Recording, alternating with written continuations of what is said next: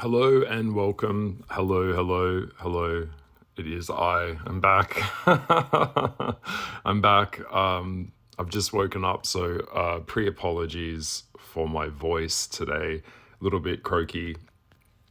I'm sure it'll settle during the day. I have made myself a cup of tea and I had a minute and I thought I've got so much stuff I want to rip through today that I thought I would knock this one out and get another video or another podcast done on the topic and series that I have started called Making a Deal with a Demon, or making a covenant with some level of the demonic world. So if you are new to my channel, first up, please consider subscribing to my channel.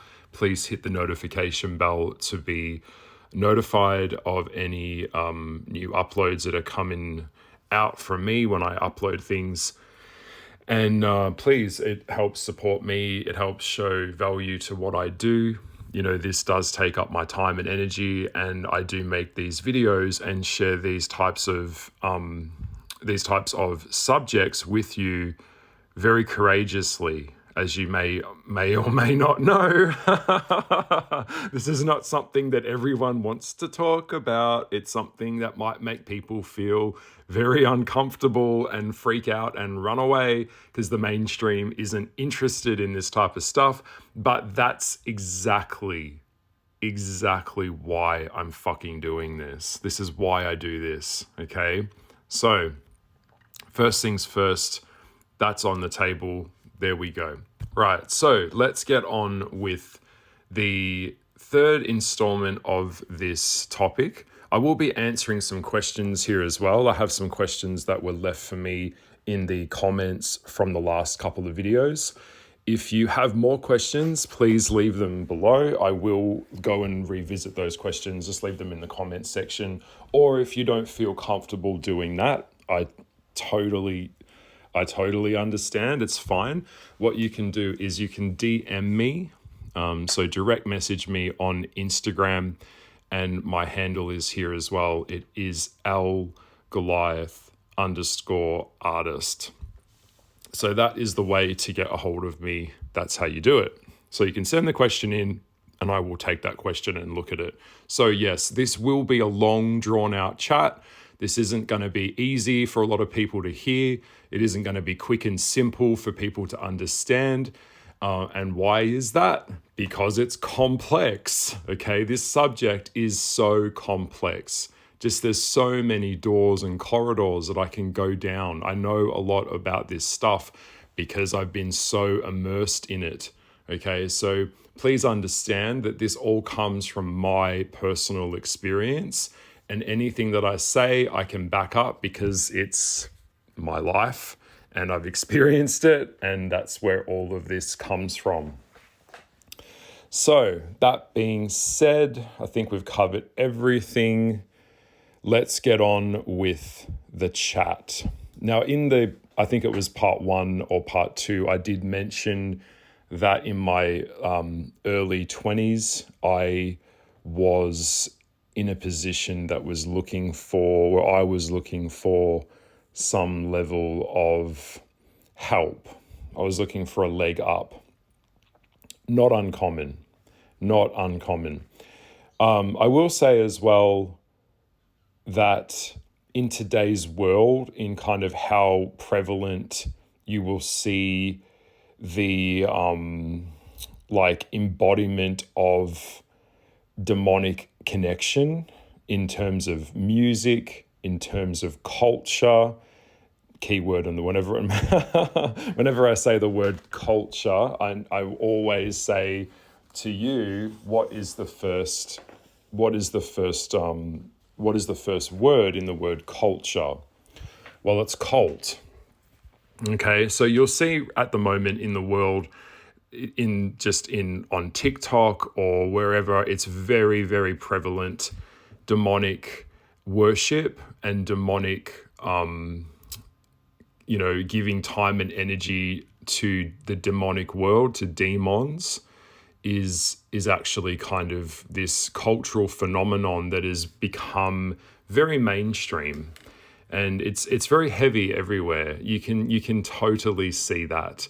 Western society has definitely started to regress on many levels, particularly with a lot of woke ideologies and a lot of kind of very sick and pernicious debauchery that is behind a lot of the woke agenda, which is totally satanic and luciferic in its nature, which I did recently talk about in a previous video about Sagittarius, about pride, about Lucifer, and the influence of the demonic forces is very critical, because once they get a hold of a younger person's brain, because a younger person didn't see the generations that came before them. They didn't see the history of the world. So they don't understand anything because they're a blank slate. And we know, and I've done a video previously pertaining to my thoughts on woke culture, but here I'm just saying it straight out. Whenever we start to blur nature or we start to blur reality, that influence really weakens a human, and it makes them very susceptible to control, and it makes them confused. You know, a person who is confused about who they are will not be a person that can go out into the world and have a fully developed form of self. So knocking someone off their center or kicking the legs out from underneath someone with an influence that tells them that they can be a girl if they're a boy, or they can be a boy if they're a girl, and playing with genders and archetypes, super luciferic, super dangerous. And that's exactly what the demonic world wants. It loves that because it doesn't yield any traditional value. It is a rebellion against what most would say is God or the natural world. And I've mentioned before in previous videos, you can go back and revisit them. I did mention in Understanding Aquarius that we are coming now into the age of Aquarian, the age of the Antichrist. So I've mentioned before, the Antichrist is coming back, but he's not coming back in the form that people would expect. It won't be a baby that will be reincarnated to be born here to undo us. It's quite fitting that AI will become the Antichrist, which is humans creating a synthetic version of themselves that will mimic or mirror our own narcissism back to us. And so it's quite fitting that AI would definitely be, it's going to become the new frontier. And that's super, super dangerous for many reasons. It's interesting, actually, there are some people out here that are talking about this. Well, they will actually mention how AI feeds off what we feed it. So it's like a mirror that's watching us, kind of like a black mirror. This has also been explored in the show Black Mirror. If you're not familiar with that show, I would highly recommend it. Please be advised. Parental guidance is recommended, and that show definitely has kind of like a lot of influence from, in terms of where we're headed and where things are going to end up in terms of human consciousness, human psychology, and that type of thing. But that's probably for another video. All right. So in the context of this continuation of this chat, we're looking at understanding a level of context that I'm putting here, which is with the occult and with, the occult world. So if that's what you're into, then demons are there. All right. Demons have always been there. They will always be there. And people have always wanted to, whether it's out of wanting a leg up or a cheat sheet, or they want to communicate with the astral world or the lower astral world. As we know in the spiritual world, there are higher beings in high magic on one hand, and then there's lower beings that operate in a lower dimension. or a lower part of spiritual plane. So humans have always been communicating with the spirits. Humans have always tried to do this from some level of using occult objects, which you can use. I just want to mention here, being a author and artist of an occult tool that I created, the El Goliath Tarot deck. I have some regrets around this now, and I will be sharing that later at some point in a real chat. But when people dismiss the tarot cards for like a playing card or a toy, you're seriously mistaken. Okay, tarot cards are a tool that are used to talk to the spiritual world.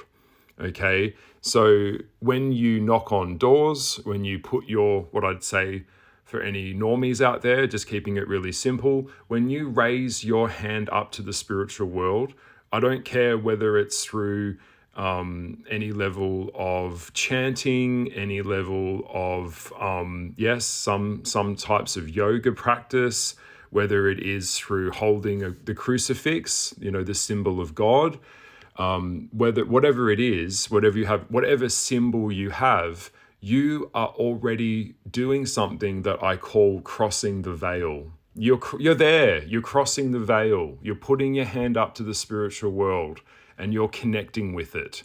So this is the truth, right? So when you start inviting things into your life and inviting things into your soul and start behaving on a level that's a vibrational match to these things out there, beings out there, demons out there, and I don't care whether it's Western esoteric tradition or wherever it is, Judaism, I don't give a fuck. You're there. You're doing it. All right? So when people say they don't really do it and they've got items in their house, I go into their house and the first thing I see is these items, even animal symbols. Symbols and sigils are everywhere in the modern world. A lot of sigils that you'll see are all, as I've mentioned, there's the sigils that are used to talk and communicate with demonic forces. Companies have symbols. The heliarchs in the crux of the phallus position on the devil card. I'm just giving you an example. That's what you would see in a hospital, So when you start to I'm just mentioning this, but when you start to lift up the lid, you're going to start to see that the spiritual world is everywhere. It's teeming with energies and forces that hold things together, whether it is an angel, whether it is a demon, it's all there. And the material world is built on this. Okay? So when people generally come to the demonic world, they want something. They have this generally an element of rebellion. They have a rebellion against authority. They want to be free. Many people that I've noticed that come to the satanic world or come to a Luciferic way of being, they usually were raised as a Christian. In my case, I wasn't raised particularly as a religious person, but a lot of them really see this kind of religious body as oppressive. They see it as the church was the one that hurt them. The church was the one that fucked them over, that was oppressive to them.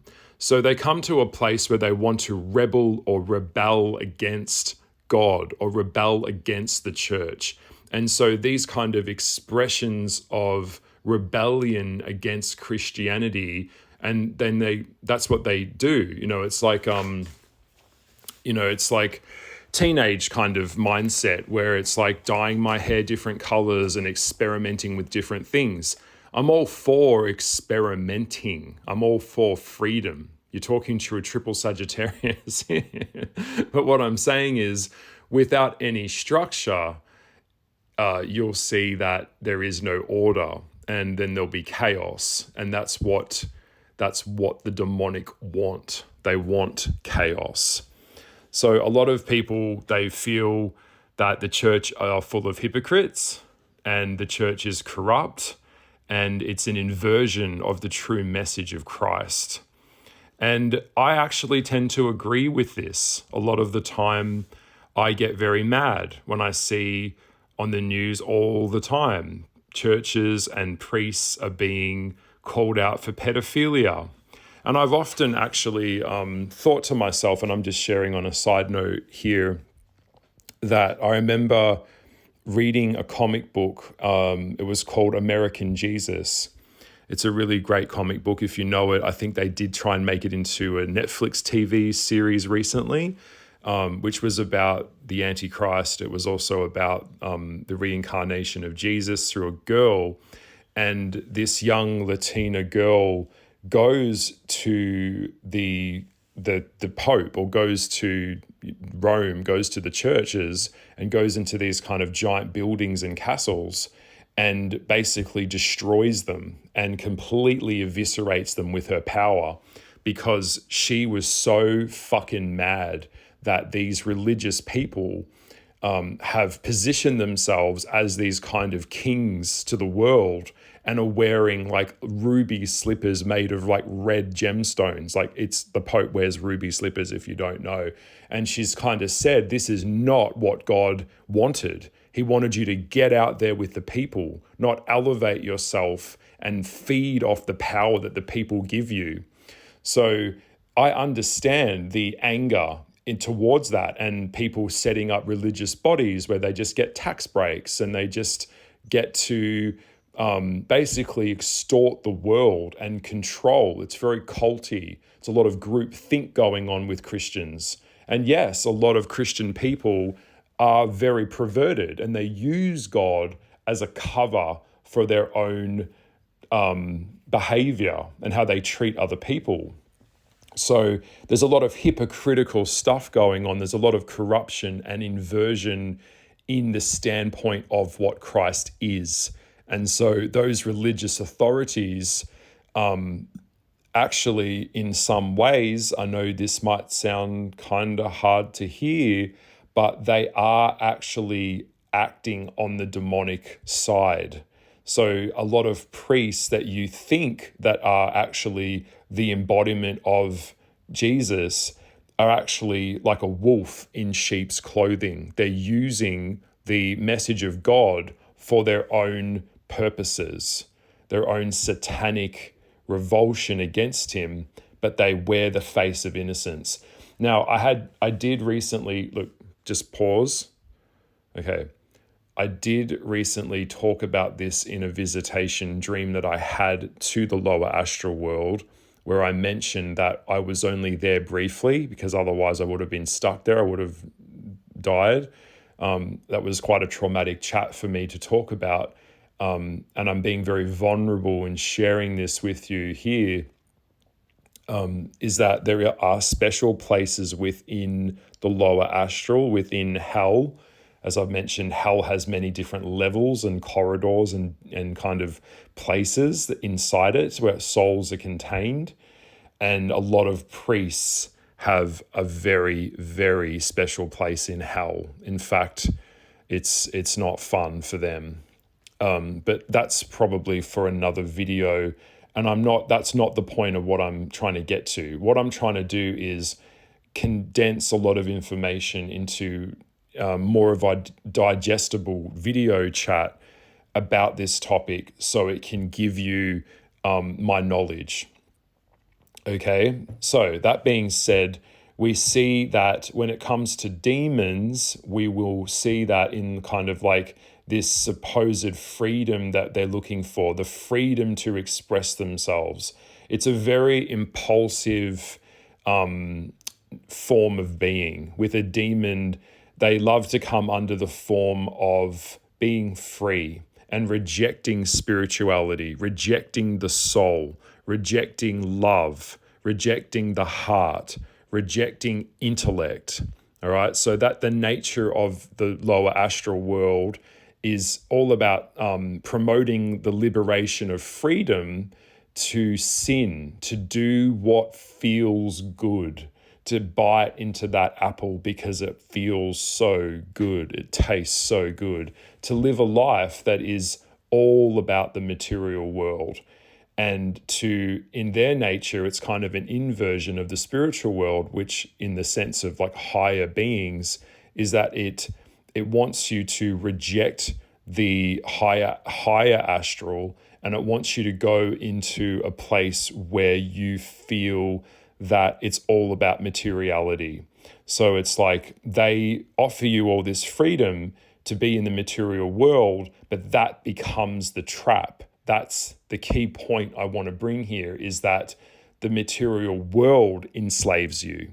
And then you get hooked because it's all about you, and it's all about your ego, and it's all about you getting lots of money and how much money you can make and how you can get something or get more things. That type of way of being is really, really what the demonic world is. It's rejection of all that is wholesome.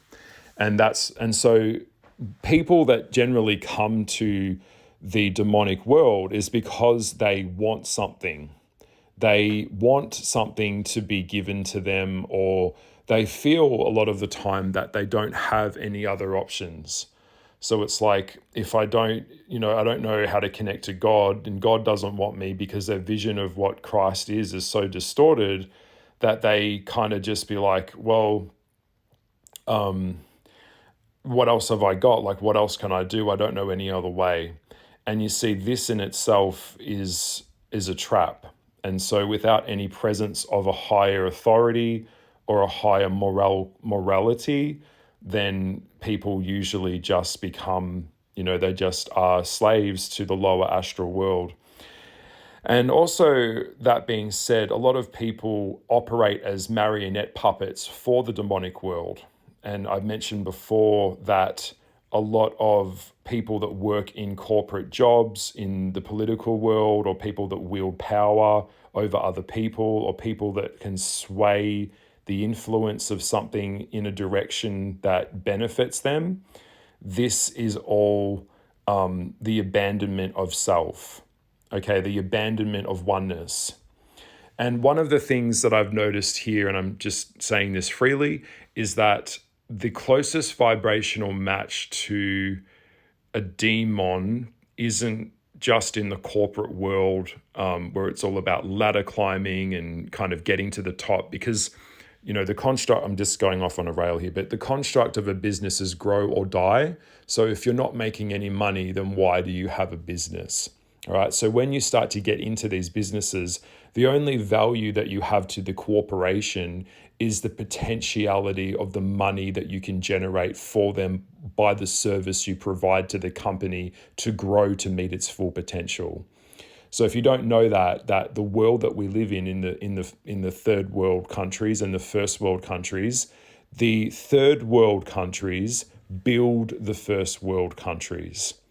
All right. So I don't care what country you live in, you've got it easy if you're in the Western world. If you've got running water and if you've got electricity and you're in a metropolitan place, you are not roughing it in a level where most people are. In fact, you wouldn't even be exposed to the realities of the people that are right down at the bottom, that are oppressed, that live in third world countries. They're never going to go to school. They're never going to get an education. They're never going to get out of that little world that they're in, ever. They wouldn't even be privy to it. If you've been to Africa, or you've been to China, you've been to India, different parts of the world, you would know that. All right, so the demonic world operates on layers through humans, just like it operates on layers through different levels of like hierarchy in the lower astral world. So there are generals, there are kind of what were fallen angels became archangels, and it goes on and it trickles down into different categories. But I will get into that. Back to my point here, I might have to come back and continue this in a part 4 and maybe a part 5, because I'm just going to keep talking and keep sharing this with you, is that a lot of lawyers, a lot of people that practice law, this comes up around the demonic world a lot. courthouses, corrupt governments, corrupt politicians, anything to do with the underworld. Also, when we think of the word underworld, we think of like crime bosses, people that operate in this place that's underneath society. That's why we call it the underworld, right? So it's all very much a play on the demonic. And so lawyers, not just a stereotypical kind of, scumbag rich lawyer. I mean, a lot of lawyers or people that operate in practicing of litigation, this is a very direct portal to the demonic world, because their job is to try and win a case, which creates something in, so paperwork. And, the thing that I want to make clear is that there is a big separation between someone sitting in an office building doing something that affects someone else's life in a terrible way that they don't see. They don't see or care about the consequences of the morality of what they do. That's why, other than the entertainment industry and the construction industry, the second and the third most suicides that we get in the world are always people that operate within law, because it plays with their morality. It plays with their moral compass.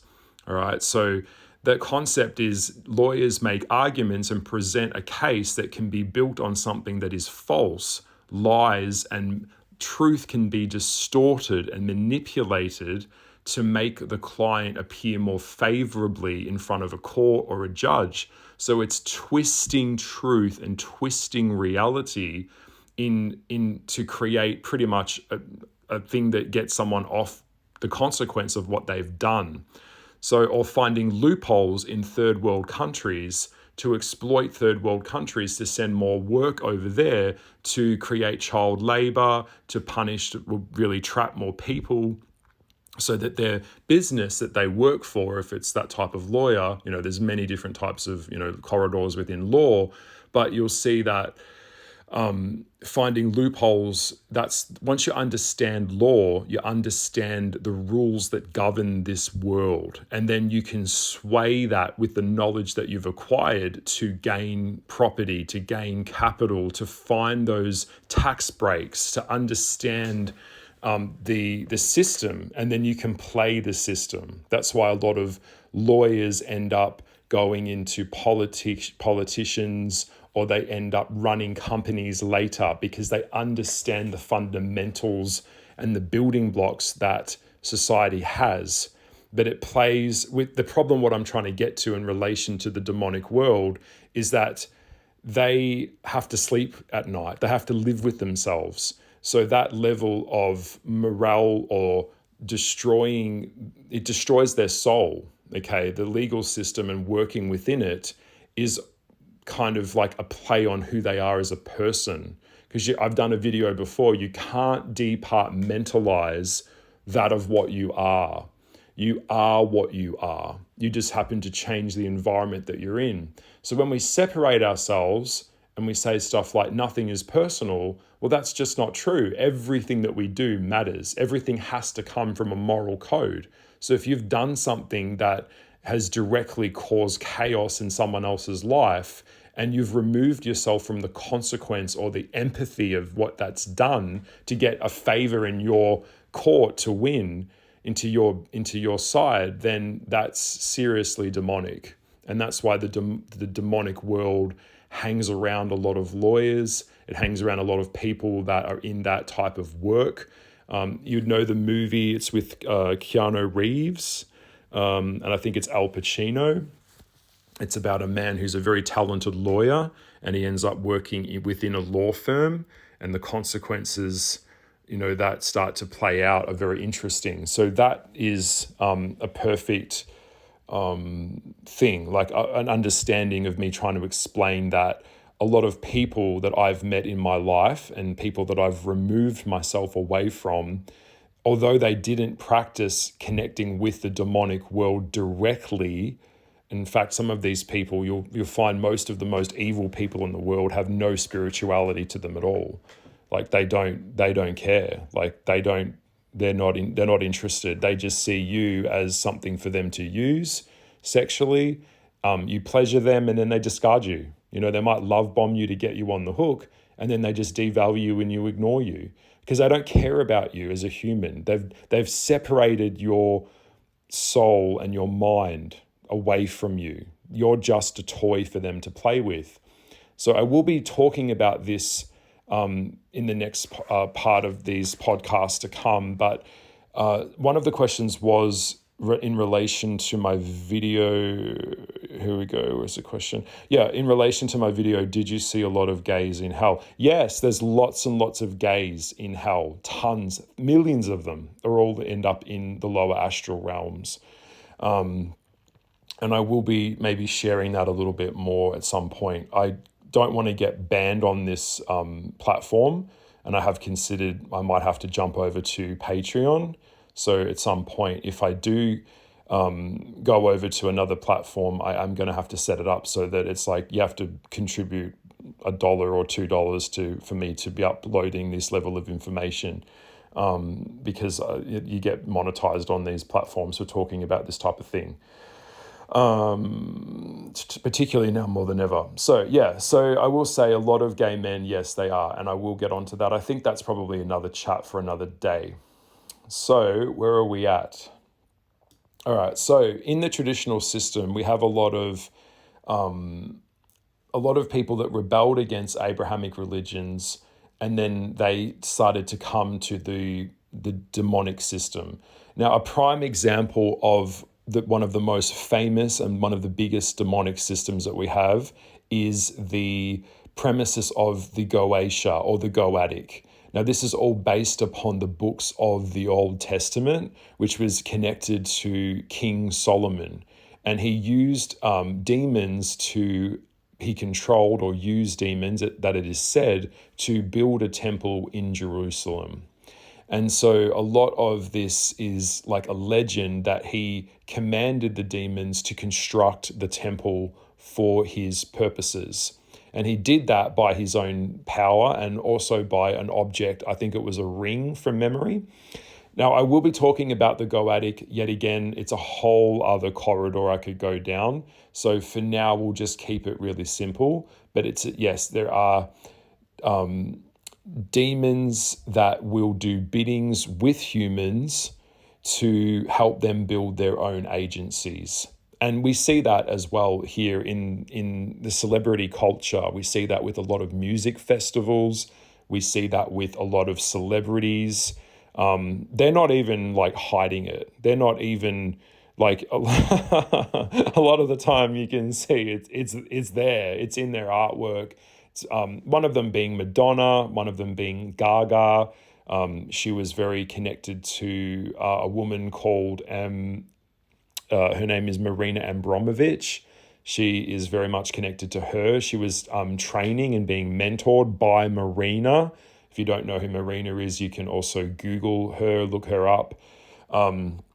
They do things called spirit cooks, which I can't really go into too much here as well.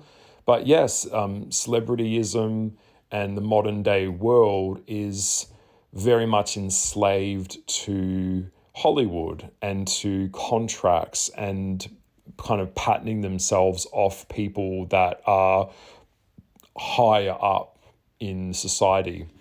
Celebrityism is basically the modern day Mount Olympus. So, for example, Mount Olympus was this magical, mystical place that gods lived in, and the humans were just, peasants that gave them their worship. And the more worship they gave the gods gave them favors or blessed them with their favors or whatever, the crops grew or whatever. This is very similar to Hollywood. Hollywood is a blueprint for not just for the demonic world, but also for the kind of Mount Olympus. So if you don't know this, I'm giving you a pretty good analogy. I know I'm dropping a lot of info here, but if you need to pause, just pause. It's okay. I totally get it. And so when a person gives their thought or prayer to an idol or a demon or a deity or a goddess or whatever it is, a jinn, whatever, they are directing their focus and power to that particular thing. And that's what feeds that entity. That's what feeds the God. If people stopped believing in the God and stopped giving thanks to the God, the power system would be cut off. That's how it works exactly that way with the demonic world. So that being said, in relation to demonic pacts or making an agreement or a covenant with them, there will always be a price to pay. Nothing is free in the spiritual world. Now, angels are not really interested in helping you get more shit or get that girl or get that car or get that thing that you want. Angels are interested in helping heal humanity and lift us up into removing ourselves from the materiality and material world. Demons are all about offering you things to enslave you to the material world. All right. So that's why when I hear people, you don't often hear people saying, Angel Michael, please give me this car. No, because they're not, angels aren't interested. That where you're trying to bring Archangel Michael, he's not interested in your car. If you want to get a car, an angel would be like, you can do that yourself. Okay, you have the power of creation within you. But the demonic world is about you have to give us your power for us to help you get that. All right, so believe me, it's not going to work out. One of the things that I have to mention here again, and I tell myself this every day, the only human currency that we have is time. Okay, time is so precious. In the human world, I'm aging every day until I'm going to die, and time is moving very, very, very quickly. The last 10 years of my life is, it's like, whoa, where did that go? It's like a blur. In the demonic world or in the spiritual world, time doesn't work that way. All right, it doesn't work like that. So a demon you might reach out to one of the demons, Astragog or Azazel or Mammon or Belphegor, whatever the demon is. And I know all of them. I know what they all do. But what you'll do is you'll reach out and make a deal or a covenant with them in exchange for your worship, in exchange for your time, in exchange for your energy that you're giving that being, just like I mentioned with the celebrity thing, right? The demon doesn't age like you do. So in the universe, in the spiritual world, if I flew out into space, time changes in a lot of ways. So 100 years or a human lifetime could go by, and to a demon, it's just a blink of the eye because we measure time against our own mortality. Demons are immortal, okay? They're fractals of the universe. So they don't have a physical body in that sense. So time doesn't mean anything to them, okay? So what could happen is the demon may not be even interested necessarily in you and what you bring to the demon. What they would want you to do is to go hurt someone in their name or sacrifice another life force to them so they can feed off that energy. Or they may even just want your kid, because demons can see into the future just like angels can. Past, present, and future are all connected in a soup. I can do this to some level too, within reason, okay? There are things that I don't have access to because I'm human just like you, right? So, yeah. So what they might want your kid. They might know that you're going to have a son or a daughter, and then they'll go attach themselves in time to the son or daughter. So that's what I'm saying here. When you offer yourself to the demonic world, you are building what they want from you. Isn't this like, I'll go give you this and then you give me this and then we call it a day, goodbye. No, this is a pact generally made in blood. Blood makes the spells work, all right? Because blood is the spiritual currency. It's like the vampiric, it's why, demons, vampires feed off blood. It's always blood, right? So they will they're not interested in a one and done. So when I've even got people in my comments saying your videos are too long, or, can't you just get to the point? Well, no, I can't sum it up for you to make it easier for you to digest this level of truth. Okay, this is serious stuff. How dare you come to me in that way and demand my knowledge so you can get something and I've got to make it easy for you to understand. This is the epitome of laziness and idealistic thinking. All right, so crazy. Demons don't want a one and done with you. They want you to build a relationship with them. They want you to set up a shrine in your house where you give them offerings. And this isn't just like blood. It could be your time. Like I said, your time is a precious commodity. They get something out of that. They get a kick out of that. All right, they love that shit. It could be that you had to go sacrifice an animal for them in their name. They love that. They want you to get to know them. They may offer you things. You may get a few, yes, if you get blessed by Lucifer himself, you'll get a few things sent your way. I'll share my story as much as I can on this platform at some point about that, because I know all about that, all right? Yeah, all of a sudden people will want you. All of a sudden you'll be beautiful. But this can only go so far. You'll get enslaved in it. You'll get built up to a point, and then the legs of the table underneath you will just get kicked out and you'll fall. And that's when you're fucked. All right? You hear stories about celebrities, all of them. Look at them. Most of them are terribly unhappy. Most of them have medical problems. Yeah? I wonder why that might be. All right? So think about it.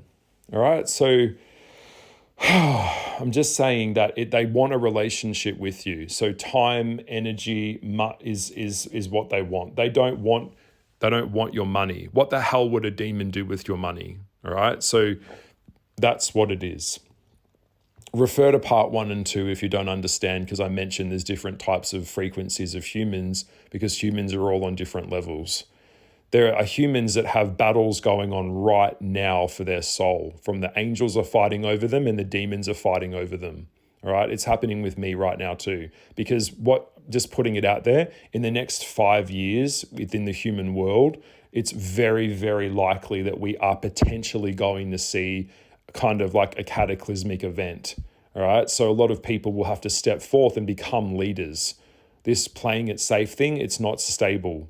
Okay, so there is an upcoming spiritual warfare that's happening, and the demons might kind of connect with you because they want to take you off the board. They want to take you off the chessboard now before the fight happens. Remember, we're talking about prescience consciousness, so it's the future timelines that are all connected to things. But yeah, someone asked me a question here. I've got a question. I know this is kind of all over the place, but I'm just trying to put as much as I can. I'll probably leave it here and go back and do another parts in a minute. Can someone ask me, it costs more than you're willing to bargain with? Yes, of course it does, because you don't know the future. They do. They have access to things that you don't see. So demons will always have an advantage over you. Agreements are naively made without one realizing it. Yes, they are.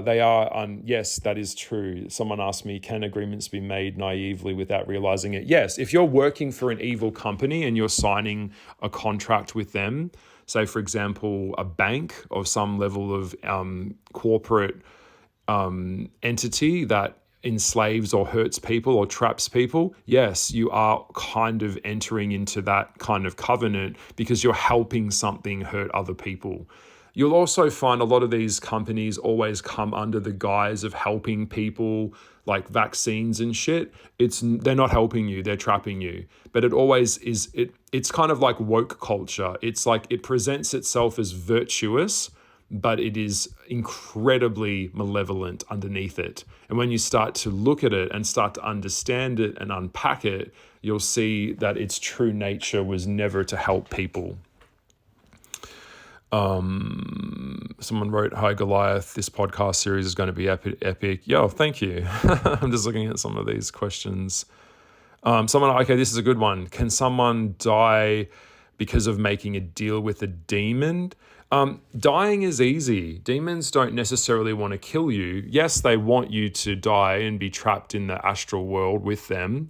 But can a demon directly kill you? Probably not. What a demon would do is infest your mind, your home, your family, your soul. And the more that you engage with them, the more that they'd want you to kill yourself. That would give the demon pleasure. So demons won't physically kill you. Demons can't manifest themselves in the physical plane like an angel can, because they don't have access to that level of power. For a demon to form physically, it would only be for a few seconds in some kind of visitation. It couldn't be like, they don't have that level. I want you to understand they can't do it like that. It would take an insane amount of energy for them to do that. Unless there were like active covens working together to manifest that and raise that level of energy, it's unlikely, no. Does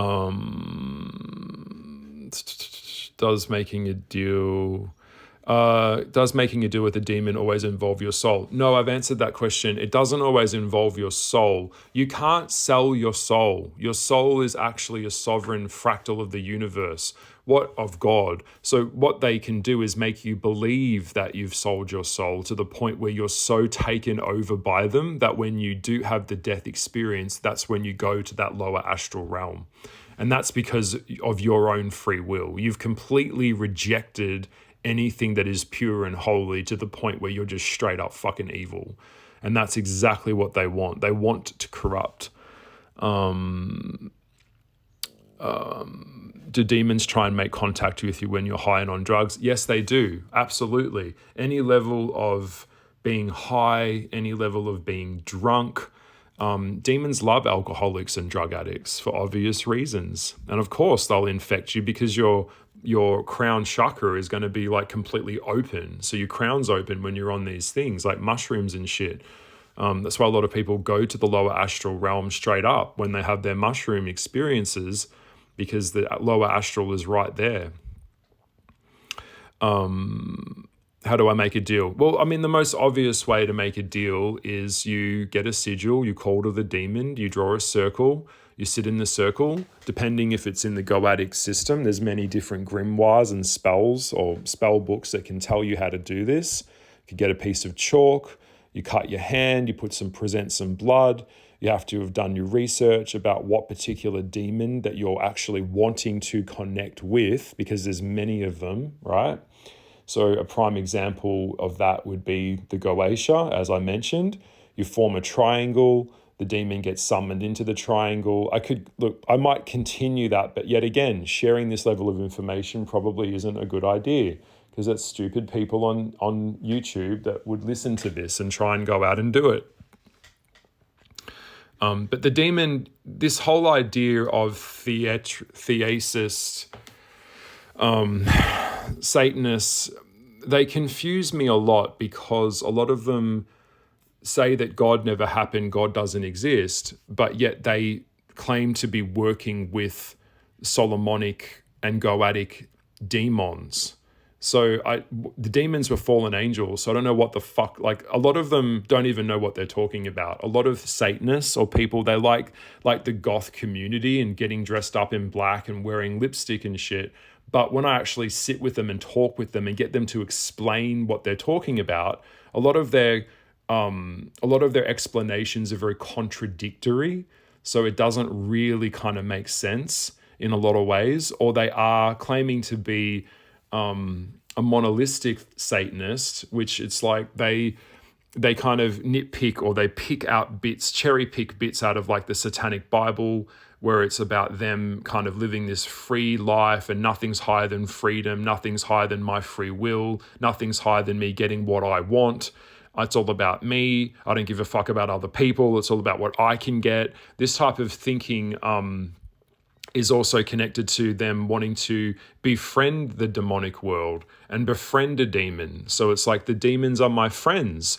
I talk to them and I have a relationship with them, and we, this type, and it's nice, and we can't, that type of thing. So look, let's just leave it here. This has been a lot already. So this is part 3. I'll take a break consider doing a part 4. Please understand it takes bravery to talk about this. Not everyone, it takes courage to want to make a video on these topics, right? I do want to talk about in the next part, in part 4 or 5, that a lot of gay men are connected to the lower astral world. A lot of gay men are actually, whether they're aware of it or not, are directly satanic or directly operating from a Luciferic consciousness. And that is something that I see every single fucking day. And it's really, really fucked up. Being as a man with a mind that can see this type of shit, it's really quite scary, actually. So I will leave it here. Let's call this part 3. And I will see you in part 4. If you have any questions for part 4 or part 5, I'm just going to keep doing these videos on this topic when I feel called to it. And then I will continue answering those questions and we'll just keep this kind of going. But yes, I hope that this has opened up your mind a bit. It's opened up your heart to a lot of this. Whether you don't think it's there, then whether it's not there, they're there. It's there, okay? It's always been there. And you not believing in the devil or in Satan, that's exactly what he would want, okay? Salve calagulae, nothing higher than physical matter, all right? As above, so below. All right, I will leave it here. Okay, bye.